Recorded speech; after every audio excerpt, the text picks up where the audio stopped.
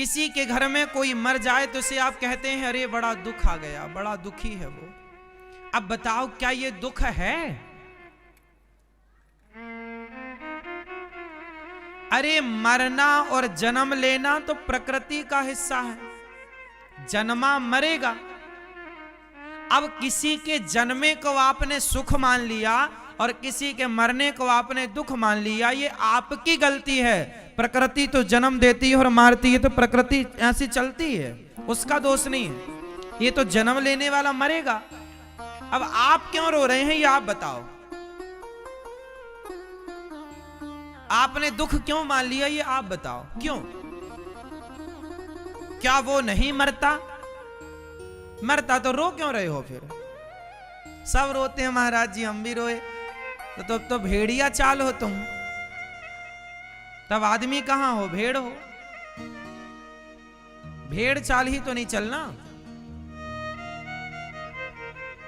सबको पता है आया है सो जाएगा। गीता में भगवान कहते हैं जन्म लेने वाले की मृत्यु निश्चित है और मरे का जन्म होना निश्चित है। इसमें रोना क्यों? ये जो रोना है, ये रोना कैसा है? जैसे छोटे छोटे बच्चों को आपने देखा होगा, छोटे बच्चे माना कि ये खिलौने से खेल रहे हैं और उनके हाथ से खिलौना गिर गया तो रोने लग जाते हैं, जबकि उन पर कोई मुसीबत नहीं आई, कोई दुख नहीं है, कोई संकट नहीं आया, बस वस्तु गिर गई लगे रोने। माँ आई, फिर उसने वस्तु पकड़ा दी खिलौना, वो फिर खेलने लग गया। मतलब ना वो कोई दुख था, ये जबरदस्ती रोए जा रहा है। ऐसे ही आप लोग हैं, कोई रोना नहीं है किसी का। प्रकृति के बदलाव को ही आप दुख कहते हैं। जन्म ले लिया बच्चे ने तो सुख, और मर गया कोई तो दुख। ये कौन? ये दुख थोड़ी है, ये तो साइकिल है प्रकृति की, चलेगी। फसल बोई गई है तो कटेगी, फसल बोई गई है तो कटेगी ना। जन्म है तो मरेगा। तुम रोते क्यों है ये बताओ। और क्या कहते हैं दुख का घर? ये काय का दुख भैया? ये कैसा दुख है? तुम्हें पता नहीं था कि ये मर जाएगा एक दिन या मर जाएगी एक दिन? सबको सब कुछ पता है, फिर भी आपको रोना है, तो विधाता क्या करें? तुम सत्यता को स्वीकार क्यों नहीं करते? क्यों झूठ में जीते हो? क्यों झूठ में जीते हो और झूठ में ही हंसते और रोते हो? संसार में ना सुख है ना दुख है, संसार में तो केवल आनंद है। बढ़िया हवा चल रही है, मस्त आनंद लो हवा का। बढ़िया समुद्र है, देखो आनंद लो। भगवान का चिंतन करो, आनंद लो। ये सुख दुख के लफड़े में पड़ना क्यों? क्यों पड़ना? बच्चा हुआ है ना, अच्छे से रहो, अच्छे संस्कार दो, उससे ज्यादा मोहब्बत ना करना, क्योंकि मोहब्बत होगी जिनसे उनके लिए रोना पड़ेगा, प्यार होगा जिनसे उनके लिए रोना पड़ेगा। इसलिए हम कह चुके हैं आपसे, प्यार जगत से मत करो, जगन्नाथ से करो। जो छोड़कर चले जाए उनसे प्यार क्यों करना? ये सदा आपके साथ है। तू अकेला नहीं प्यारे राम तेरे साथ हूं। तो भगवान से मोहब्बत क्यों नहीं करते? मीराबाई ने तो प्यार भगवान से किया, तो रोई तो भगवान के लिए रोई, तो उसका रोना भी सार्थक हो गया। आपका तो रोना भी बेकार है, क्योंकि आप इंसानों के लिए क्या रोना, जब हमें पता ही है कि आप सब नश्वर हैं, हम भी नश्वर हैं। एक दिन आप नहीं रहेंगे, एक दिन हम नहीं रहेंगे। यह बात सही है कि झूठी है? एक दिन आप नहीं रहेंगे और एक दिन हम नहीं रहेंगे, यह बात सच्ची है कि झूठी है? सच्ची है। तो इस सत्यता को स्वीकार करने में दिक्कत क्या है? और जब स्वीकार कर लिया तो फिर रोए क्यों? फिर रोए तो इसका जिम्मेदार कौन? बताओ, तुम्हारी मूर्खता जिम्मेदार है, तुम्हारा अज्ञान जिम्मेदार है, और कोई जिम्मेदार। ये संसार के लोग रोते केवल इसलिए हैं, अज्ञानी हैं।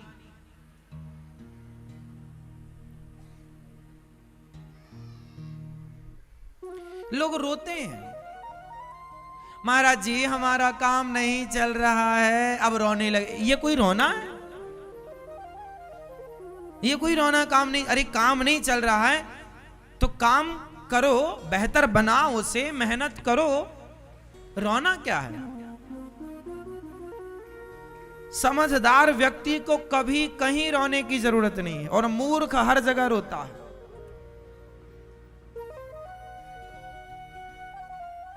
समझदार को रोने की जरूरत है? क्यों रोएगा?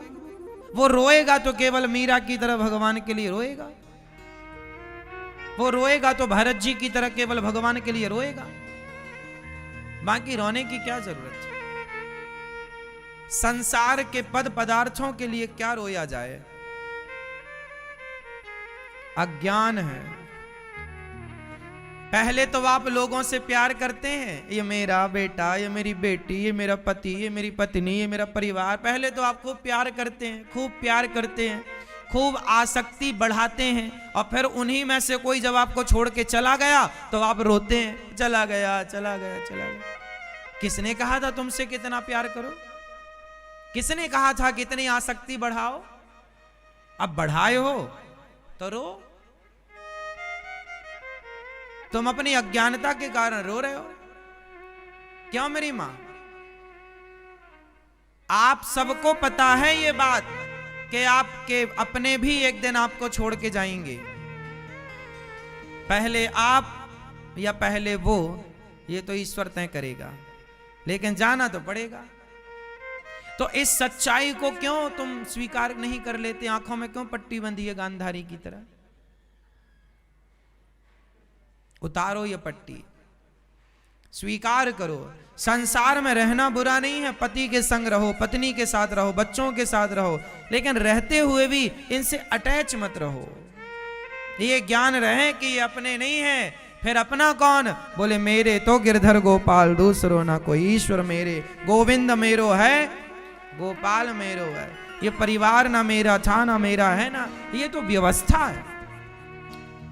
जिंदगी एक यात्रा है, और यात्रा को यात्रा की तरह एंजॉय करो, आनंद लो।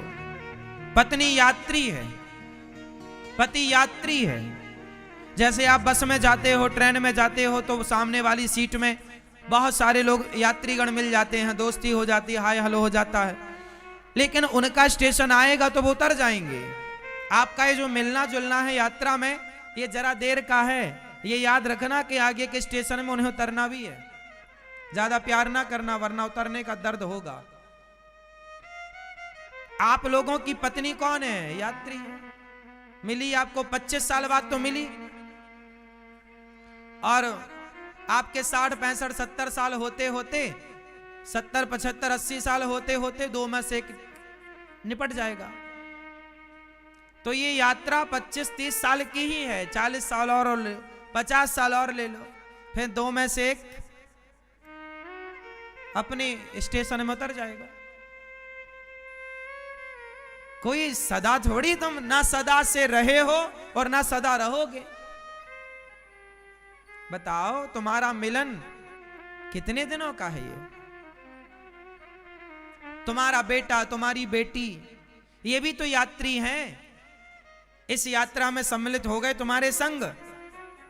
बेटा बेटी का विवाह होगा तो बेटी अपने ससुराल चली जाएगी टाटा बाय बाय करके, और बेटा शादी हो जाए तो अपनी पत्नी को लेके वो मस्त रहेगा। तुम फिर अकेले रह जाओगी या रह जाओगे? सारी दुनिया अपने में मस्त। यही सिस्टम चलता है। आज हम अपने माँ बाप की सेवा करेंगे तो वो हमारे बच्चे देखेंगे और वो हमारी भी कर लेंगे। नहीं करेंगे हम तो नहीं करेंगे वो। और ये यही नियम है। कल हम बच्चे थे, आज हम बड़े हो गए, कल और बुढ़े होके हमारा भी स्टेशन आएगा, उतर जाओ। हम उतर जाएंगे तब तक बच्चे तैयार हो जाएंगे, वो अपना यही यात्रा फिर चलाएंगे, फिर वो बूढ़े हो जाएंगे, फिर उनके बच्चे चलाएंगे, फिर वो, यही सर्कल चल रहा है। पुनरपि जननम पुनरपि मरणम। आप यात्री हैं। आप में से कितने यात्री हैं? ये जिंदगी की यात्रा में जुड़े हैं आप। आपकी पत्नी यात्री है, परदेसी है आपकी पत्नी। आपकी पत्नी कौन? आपकी पत्नी कौन? आपका पति कौन? आपकी मां कौन? बेटा कौन? सब परदेसी हैं। सबका स्टेशन आएगा और सब एक एक से उतर जाएंगे। एक उतरता है, एक चढ़ जाता है ना मेरी माँ? ये बूढ़ी बूढ़ी मैया, इनका स्टेशन पास में ही है। अब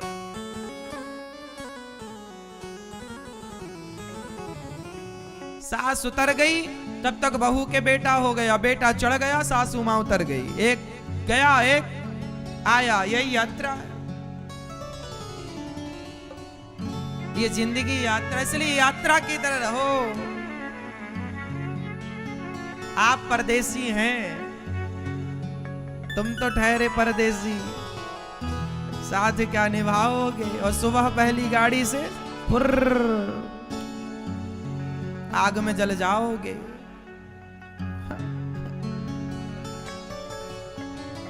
हाँ या ना? इसलिए तो रफी जी कह गए, परदेसियों से ना अखियां मिलाना, परदेसियों से ना अखियां मिलाना, परदेसियों को है एक दिन जाना, परदेसियों से ना अखियां मिलाना। तो आप अखियां मिलाओ तो आपका दोष है।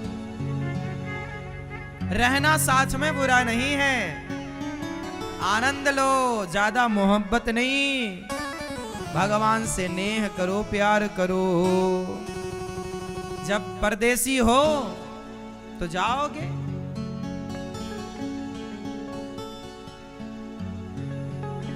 हम तो चले परदेस, हम परदेसी हो गए, छूटा अपना देश, हम परदेसी हो गए। ये गलियां पथ पनघट ये पंछी, बरसों पुराना, बरसों पुराना। कल तक थे सब अपने, अब लगता है बेगाना। बदला जग ने भेष, बदला जग ने भेष, हम परदेसी हो गए, छूटा अपना देश, हम परदेसी हो गए।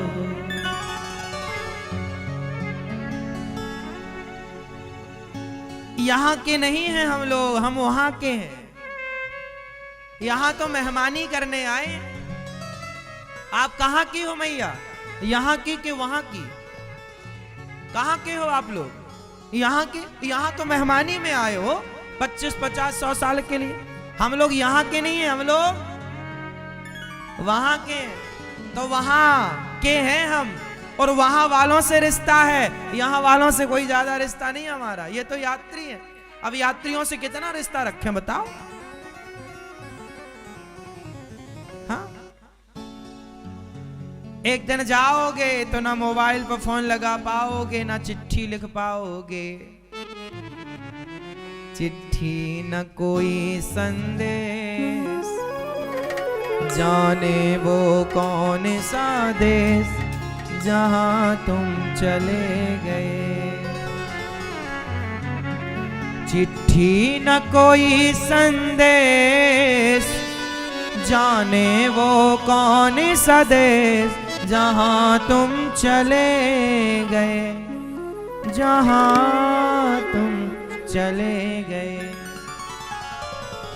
मेरे दिल को लगा कर ठेस, जाने वो कौन सा देश जहाँ तुम चले गए। एक आह भरी होगी हमने न सुनी होगी, जाते जाते उसने आवाज तो दी होगी। उस वक्त कहाँ थे हम, हर वक्त यही है गम जहाँ तुम चले, जहाँ तुम चले